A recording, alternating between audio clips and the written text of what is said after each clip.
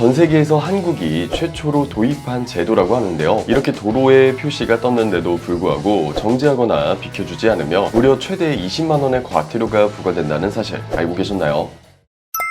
시니어 정보의 모든 것, 걱정 마 오빠 첫째 아들입니다. 요즘 도로 주행 중 갑자기 바닥에 뭔가 선명하게 뜨는 걸 본 적 있으셨나요? 따로 본 적이 없으시다고요? 그런데 운전면허 시험 볼 땐 한 번도 본 적 없는 이 표시 도로에 떴는데 무심코 지나치면 최대 20만 원 과태료가 부과될 수 있습니다. 단순한 경고가 아니라 이 표시가 보이는 순간 즉시 정차해야 한다는 새로운 교통법규가 생겼기 때문인데요. 일부 운전자들은 이제 도로를 달릴 때마다 바닥까지 봐야 하냐고 불만을 쏟아내고 있습니다. 도대체 어떤 상황일 때 왜 멈춰야 하는 걸까요? 오늘 영상에서 정확히 알려드리겠습니다. 먼저 구독, 좋아요 한 번씩 눌러주시고요. 오늘의 걱정 마 오빠 빠르게 시작해 보도록 하겠습니다.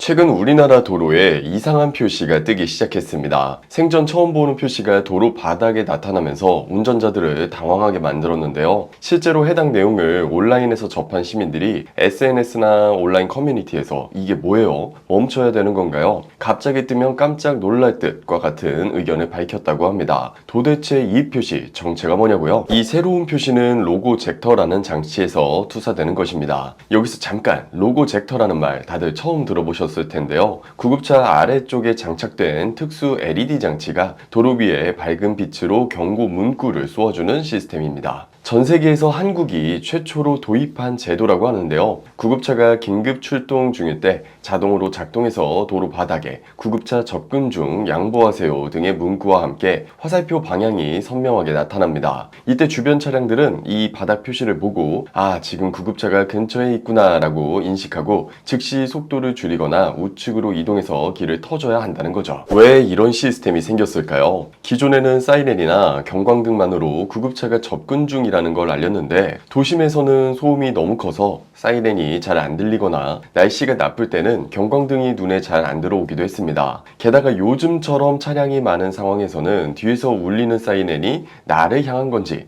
옆 차선을 타고 오는 건지 헷갈릴 때도 많았죠. 그런데 로고젝터는 바닥에 직접 문자와 그림을 비추다 보니 훨씬 직관적이고 명확합니다. 그리고 비나 안개가 낀 날에도 선명하게 보인다고 합니다. 정부가 이 로고젝터 시스템을 전격 도입한 이유도 명확합니다. 통계에 따르면 전체 구급차 사고 중 무려 35%가 교차로 통과 시 발생한다고 합니다. 교차로에서 구급차와 일반 차량이 서로를 인식하지 못해 충돌하거나 길을 제대로 비켜주지 못해 병원 도착이 늦어지는 사례가 많았던 것이죠. 로고젝터를 통해 구급차가 진입하기 전부터 방향과 위치를 명확하게 알릴 수 있으니 교차로 사고를 크게 줄일 수 있을 거라는 기대를 받고 있습니다. 그런데 여기서 주목하셔야 할 것이 있습니다. 이렇게 도로에 표시가 떴는데도 불구하고 정지하거나 비켜주지 않으며 무려 최대 20만 원의 과태료가 부과된다는 사실 알고 계셨나요? 저도 언론 기사를 통해 내용을 확인해보고 도대체 이 과태료 어떤 법에 근거한 것인지 조사해봤는데요. 도로 위에서 긴급 자동차의 경고를 무시하고 비켜주지 않으면 도로교통법 제29조와 제160조의 근거에 20만 원 이하의 과태료가 부과된다고 합니다. 특히 이번 로고젝터처럼 구급차가 환자를 태우고 응급 출동 중인 경우에는 응급의료에 관한 법률에 따라 처벌 수위가 더 높아집니다. 해당 조항에서는 의도적으로 구급차의 출동을 방해하거나 양보하지 않은 경우 5년 이하의 징역 또는 5천만 원 이하의 벌금에 처해질 수 있다고 명시되어 있습니다. 즉 상황에 따라 단순 과태료 수준이 아니라 형사처벌까지 가능하다는 이야기입니다. 결국 로고젝터라는 건 단순한 경고등이 아니라 법적으로도 길을 비켜줘야 하는 신호로 간주되는 것이죠. 만약 이 표시에 반응하지 않고 그냥 주행을 이어갔다가 사고가 발생하거나 구급차의 이동을 지연시켰다면 실제로 형사처벌까지 이어질 수 있다는 점 반드시 기억해 두셔야 합니다. 또 한 가지 중요한 팁을 드리자면 이 표시가 떴을 때 당장 정차하는 것이 맞지만 최대한 안전하게 정차하거나 우측으로 이동해 비켜주는 것이 핵심입니다. 예를 들어 뒷차가 바짝 붙어있는 상황에서 급정거를 하면 더 큰 사고가 날 수도 있기 때문에 최대한 천천히 감속하면서 주변 차량들과 협조해 통행로를 만들어주는 것이 가장 안전하고 법적으로 법적으로도 올바른 대응입니다. 실제로 이 시스템이 도입된 이후 시범 운영 결과를 보면 구급차의 이동 시간이 기존보다 약 15% 단축됐다고 하고 교차로 양보율도 상당히 상승했다고 합니다. 그만큼 도입 효과가 빠르게 나타나고 있다는 뜻이죠. 이 시스템은 현재 서울, 대전, 대구, 부산 등 주요 대도시에 우선 도입된 상태고 효과가 검증되면 전국 확대도 추진될 예정입니다. 다만 일부 시민들 사이에서는 불편하다는 의견도 있습니다. 갑자기 바닥에 빨간 글씨가 깜빡이니까 놀라서 핸들을 꺾었다. 이건 신호도 아닌데 무조건 멈추라고 하니까 헷갈린다는 반응도 나오고 있고요. 특히 도로 위에 또 하나의 시각 정보가 추가되면서 오히려 혼란을 줄 수 있다는 지적도 일부 있습니다. 그럼에도 불구하고 응급 환자의 골든타임을 지키기 위한 조치라는 점에서 조금 불편해도 당연히 받아들여야 한다는 찬성 의견도 많습니다. 실제로 구급차를 막고 비켜주지 않은 탓에 사망한 환자 사례도 있고 그런 장면을 뉴스로 접할 때마다 내가 만약 그 환자의 가족이었다면 이라는 생각이 들기도 하니까요.